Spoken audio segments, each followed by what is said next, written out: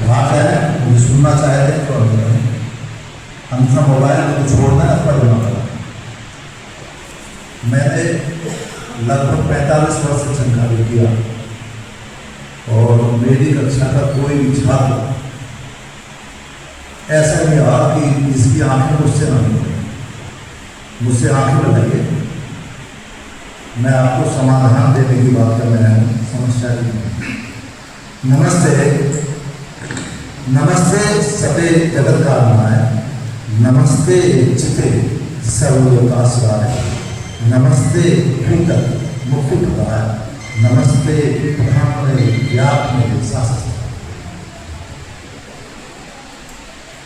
माननीय मंच और सम्मानित सदन,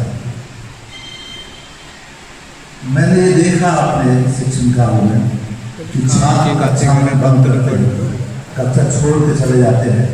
आज मुझे पता चला यदि शिक्षकों की कक्षा लगे तो शिक्षक भी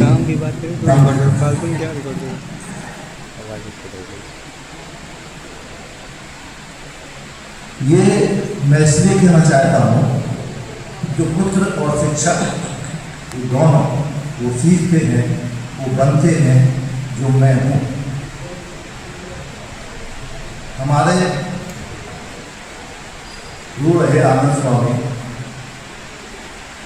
वो कहा करते थे कि आप अच्छे शिक्षक हैं कैसे जानना है। आपको भी बताना चाहता हूँ, आप अच्छे शिक्षक हैं ये आप कैसे जानते हैं? क्या कुंडली मंदिर प्रशंसा कर दे तो आप अच्छे शिक्षक हो जाएंगे? ना। जब आप पढ़ा के अपनी कक्षा से निकलते हैं और आपकी कक्षा के छात्र जैसे गाय के पीछे पछला चलता है ऐसे चलते हैं अपनी बातों को लेके, तो आप एक सफलतम शिक्षक हैं। रुकिए, ठहरिए और मुड़िए और वापस कक्षा की तरफ चलिए और दरवाजे से झांक कर देखिएगा कि यदि ब्लैक बोर्ड पर आपका छात्र, आपका विद्यार्थी आपकी तरह नकल कर रहा है, आपकी तरह पढ़ा रहा है, जैसे आप पढ़ाते हैं, आपकी मिमिक्री कर रहा है, तो आप महान शिक्षक हैं। वो आप जैसा बन रहा है। और यदि आप किसी शिक्षक को दोष देना चाहें विद्यार्थी को, तो मैं निवेदन करूंगा भारद्वाज के उस व्यवस्था से, वशिष्ठ की उस व्यवस्था से जिसमें यदि उनका कोई विद्यार्थी असफल हो जाता तो तब करने चले जाते थे कि मेरे व्यक्तित्व में, मेरे ज्ञान में कहाँ कमी है जो मेरा शिष्य ऐसा है। शिक्षक समस्याएं बहुत सारी हैं, ऐसा शिक्षक मानते हैं, लेकिन मैं ऐसा नहीं मानता। शिक्षक समस्या शिक्षक ही है तो उसका समाधान स्वयं शिक्षक होगा।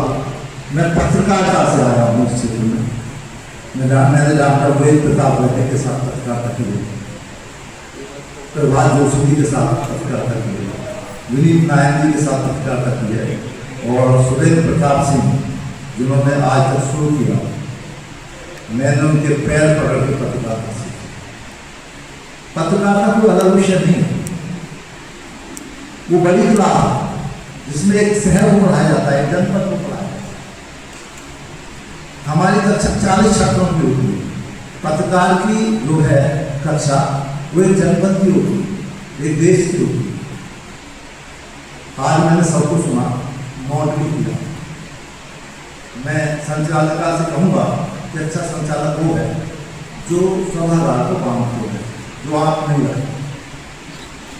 और एक दायित्व ये भी है संचालक का कि वो सबको नोट करे, नाम नोट करे, कौन कितना बोला, ये भी नोट करे, कौन क्या बोला, ये भी नोट करे, ताकि उसके बाद प्रश्न विज्ञप्ति तैयार की जाए। नहीं तो स्वयं की कविता सुनाना संचालक नहीं। मैं बात करना चाहूँगा समस्या। एक बार हमने एक सेमिनार कराया, पत्रकारिता के उत्थान और पतन के कारण जुम्मेदार कौन, बहुत सारे लोग उसके इकट्ठे हुए और एक व्यक्तित्व माधवकांत मिश्र ने एक पंक्ति में बात कही, जब इसके उत्थान के कारण हम हैं तो पतन की जिम्मेदारी भी तो हमारी ही है या दूसरे की हो जाएगी? उत्थान का श्रेय तो हमें, पतन की जिम्मेदारी तुम्हें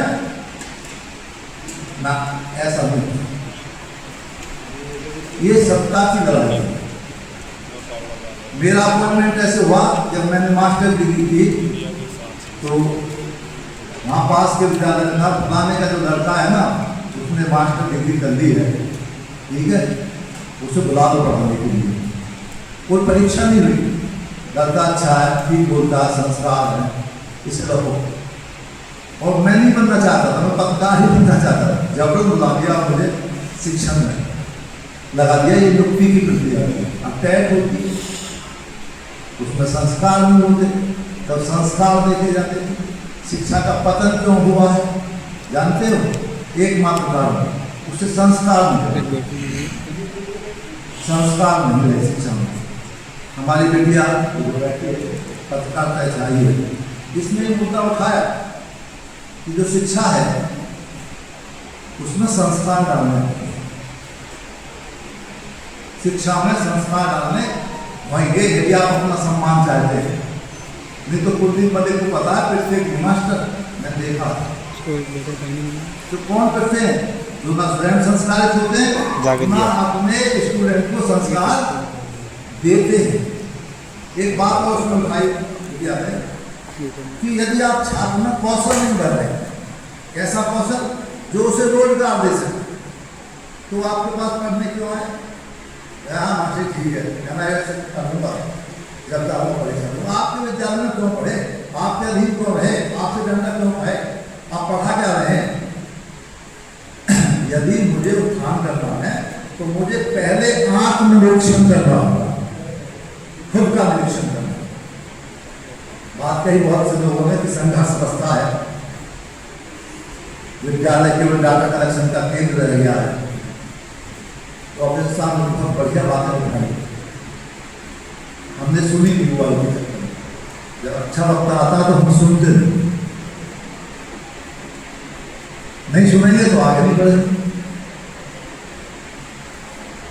हमने पढ़ना छोड़ दिया, शिक्षक ने पढ़ना छोड़ दिया।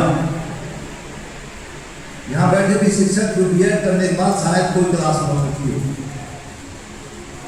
मुझे भी लगा, तो मैंने हर साल फॉर्म भरना शुरू किया और हर 2 साल में डिग्री देना शुरू की। 20 डिग्री मैंने अपने शिक्षण काल में प्राप्त की और 20 डिप्लोमा की मैंने इंदिरा गांधी ओपन यूनिवर्सिटी से।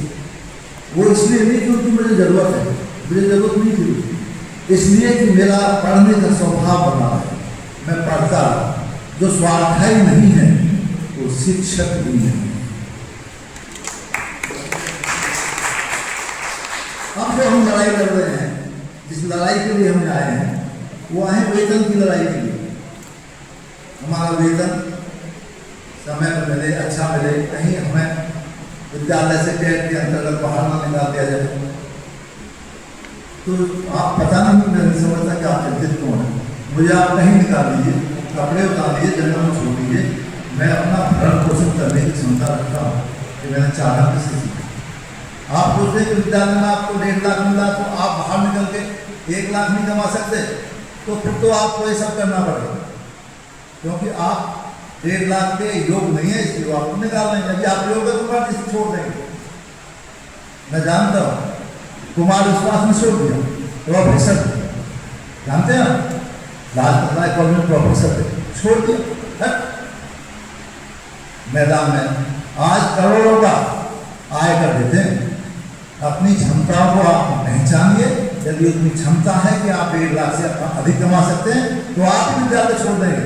और आपको लग रहा है कि यदि 1 लाख भी मिल जाए तो काम चल जाएगा और 50,000 मिल जाए तो भी मेरा जीवन यापन चलता रहेगा, तो ये मेरी अयोग्यता का ही कारण है, मेरी अयोग्यता और मेरे भय का कारण है शिक्षा में गिरावट। मैं स्वागत है, मैं बात आना चाह रहा हूँ समाधान पर। समस्या कोई भी हो, कोई धर्म में हो, सास बहू के मध्य हो, बाप बेटे के मध्य हो, गुरु शिष्य के मध्य हो, राजनेता और प्रजा के मध्य में हो, 2-3 कारण होते हैं। सत्ता की लड़ाई, सत्ता किसके पास